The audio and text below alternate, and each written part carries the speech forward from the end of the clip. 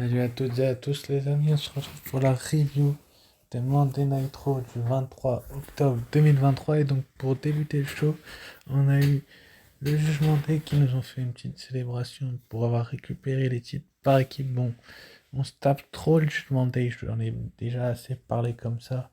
Je pense qu'on les voit trop régulièrement, qu'il va falloir à un moment donné faire off ou pause sur les boutons, c'est-à-dire on-off, hein, si vous préférez, mais en tout cas, je trouve qu'on les voit trop, ils vont se faire finalement interrompre par Cody Rhodes, donc Cody Rhodes va un petit peu se plaindre, et il a raison du fait qu'il s'est récupéré les titres en trichant, se mettant à plusieurs contre lui, c'est logique, c'est la réalité en plus, donc, enfin, contre Jey Uso et lui, ils se sont mis à plusieurs, et donc, suite à ce qui s'est passé la semaine dernière, là, ils vont se mettre à plusieurs sur Cody Rhodes. Judy McDonagh va placer une chaise.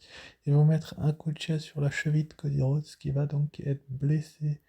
Je pense que c'est dans la storyline que Cody Rhodes est blessé, parce que sinon je verrais pas trop l'intérêt de la...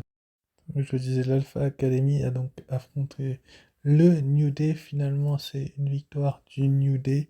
C'est tout à fait logique que le New Day remporte cette rencontre, étant donné qu'ils veulent les pusher dans les prochaines semaines. Donc la WWE va pas pusher une équipe étant absente plutôt qu'une présente. Enfin, forcément, c'est un point positif. C'est encore une fois que mon avis, il est personnel. Ensuite, après, donc, on a eu une interview de Becky Lynch qui nous parlait de son match de championnat pour le titre NXT qui a eu lieu donc la nuit dernière du côté de Raw face à Indy Hartwell.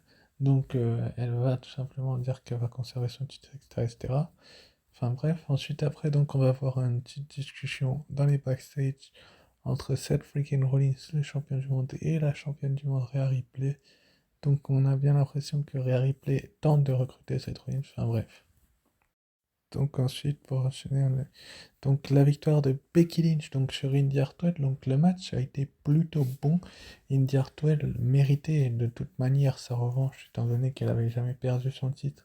Ça paraissait logique qu'elle allait le récupérer à un moment ou à un autre. Donc finalement, Becky Lynch va mettre en avant un talent comme Indy Hartwell et pas gagner la rencontre. Donc c'est quand même assez intéressant de la part des officiels de la WWE de mettre en avant Becky Lynch et également Indy Hartwell, donc les deux jeunes femmes, ont été mises en avant, donc c'est quand même une bonne chose de faire en sorte que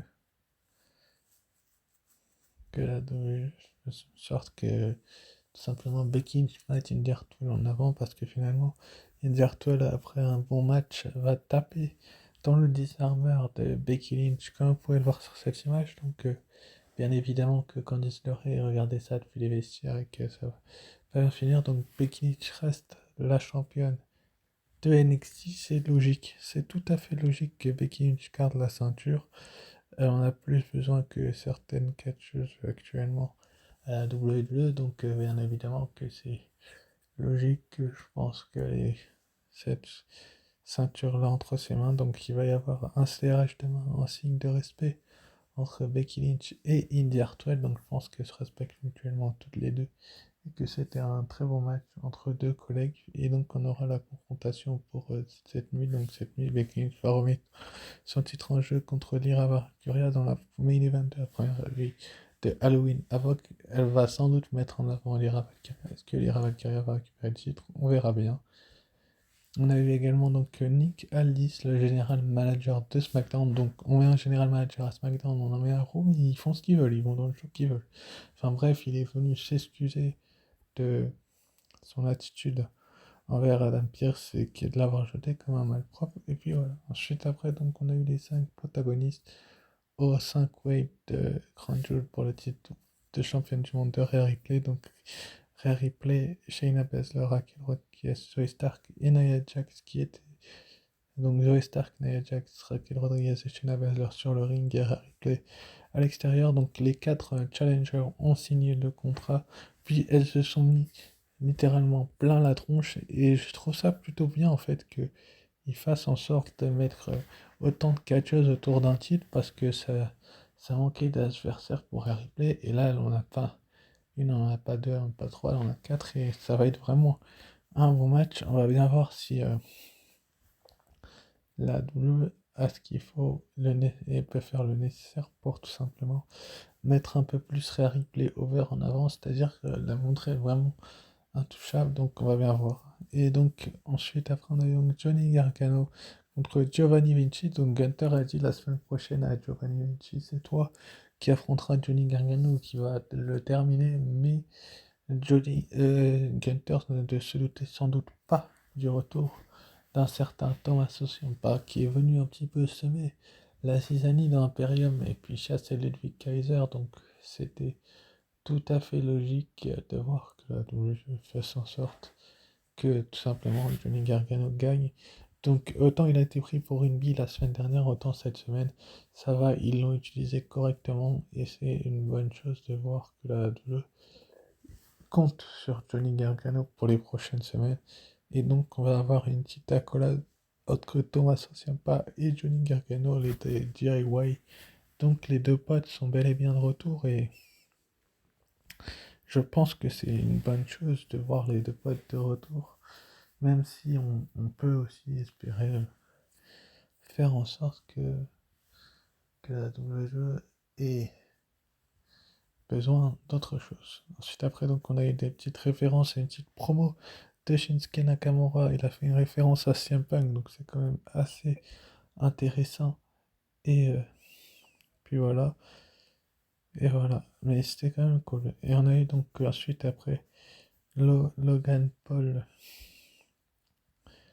qui nous a, avec Dominique Mysterio, se sont un peu moqués de Rey Mysterio et puis aussi également de Ricochet en présence de Samantha Irvine. On se demandait ce que Logan Paul ferait à Raw. On a eu la réponse assez rapidement. Il a été chercher littéralement Samantha Irvine pour essayer de l'énerver et franchement, c'était pas sympathique du tout. Donc, je pense que la WWE a un petit peu appuyé là où ça faisait mal chez Samantha Irvine mais ils n'ont pas pensé au reste, donc on va bien voir dans les prochaines semaines ce qui va se passer. Donc ça va bien évidemment, je vais y arriver, énerver Ricochet qui va venir en mettre plein la tronche à Logan Paul et c'est mérité. Il a eu ce qu'il méritait, là, Logan Paul, la rose qu'il méritait parce que je pense que Ricochet en a marre en fait que Logan Paul se pavane et se la raconte un peu trop. Donc est-ce qu'on a la prochaine rivalité après Crown Jewel pour Logan Paul, peut-être. Peut-être qu'il n'en a pas fini avec Ricochet et qu'ils vont avoir une autre rencontre. Par la suite, bon, Ricochet qui embrasse Samantha Irvine, il a juste démontré tout l'amour qu'il avait pour elle, enfin, et que c'était sa femme. Mais un peu là, tout le monde est au courant dans l'arène, donc pour ceux qui ne le savaient pas, ils sont dû être un peu choqués, dont le monsieur au premier rang, enfin bref. Ensuite, après, donc, on a eu Natalia et Nikki Cross contre les championnes par équipe féminine, donc Chelsea Green et Piper Niven, donc Piper Niven et Chelsea Green qui se sont retrouvés contre Natalia seule parce que Nikki Cross elle est restée dans le coin, elle n'a pas bougé. Elle n'a pas bougé un orteil, Nikki Cross, et je trouve ça assez dommageable de faire en sorte que Nikki Cross ne bouge pas le petit orteil parce que c'est totalement stupide de faire en sorte que la WWE que la WWE fasse en sorte que Chelsea Green et Piper Niven gagnent leur match. Donc Natalia s'est débrouillée toute seule et elle s'est fait littéralement marcher dessus. Donc c'est une très belle victoire pour les championnes par équipe Chelsea Green et Piper Niven. Et une défaite assez moche pour Natalia. Mais bon, Natalia, on sait très bien ce qui se passe avec elle. Enfin bref, on a eu ensuite après la signature de...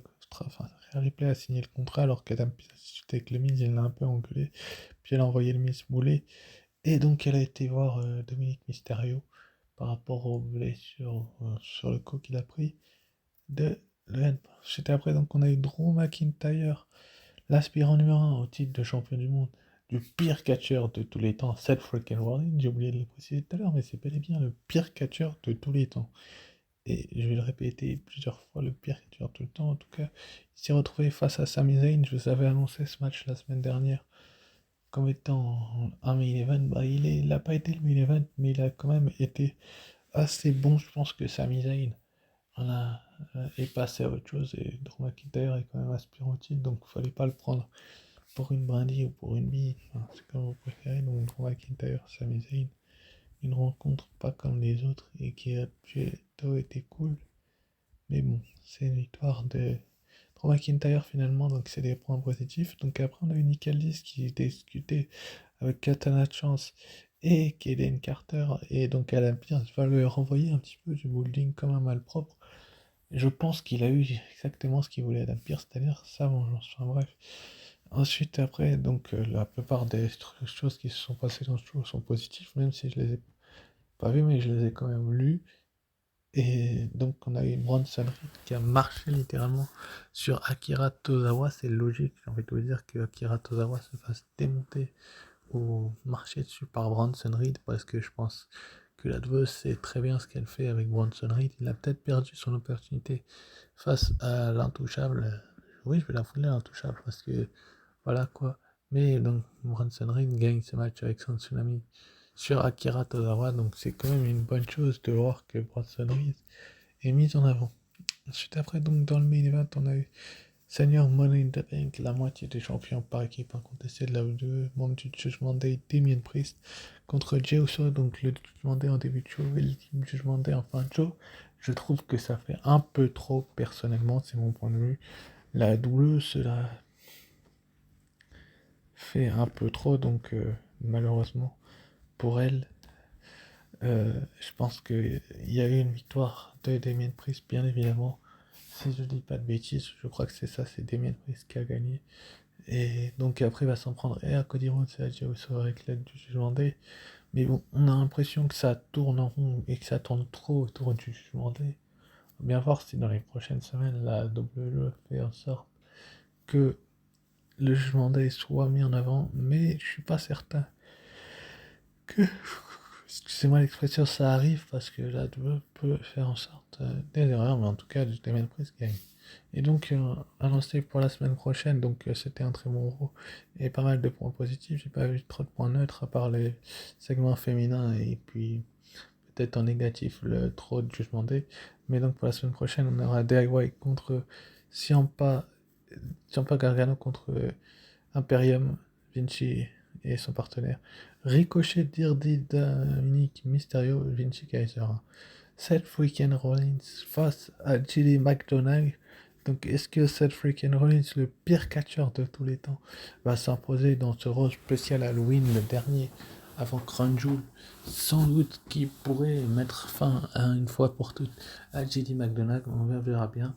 Et donc, on aura également Candice LeRae face à Xayali, pardon, j'allais dire Xayali qui l'a attaqué, donc on va bien voir ce qui se passera la semaine prochaine. Et donc annoncé pour Crown Jewel par la WWE, donc on aura, suite à ce qui s'est passé dans ce show-là, la moitié des champions par équipe, donc le membre du Jugement Day, Damien Priest face à The American Nightmare, The American Dream, Cody Rhodes. Donc on va bien voir ce qui va se passer la semaine prochaine. En tout cas, pour la note du show, je peux pas vraiment vous la donner parce que je l'ai pas vu.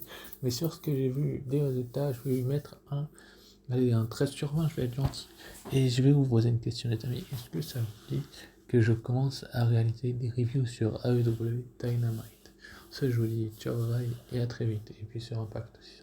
Je vous dis ciao, bye et à très vite pour une nouvelle review demain NXT.